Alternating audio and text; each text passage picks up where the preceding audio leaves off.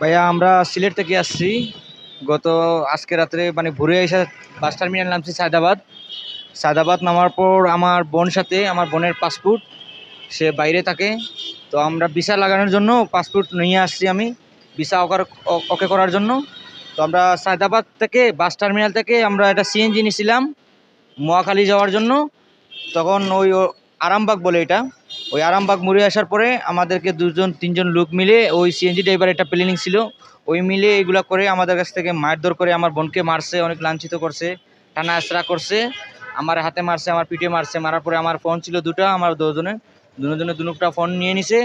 Purse bag ছিল, purse bag আমার বোনের নিয়ে নিছে। আমাদের টাকা ছিল 9,000 টাকা পয়সা সব নিয়ে নিছে।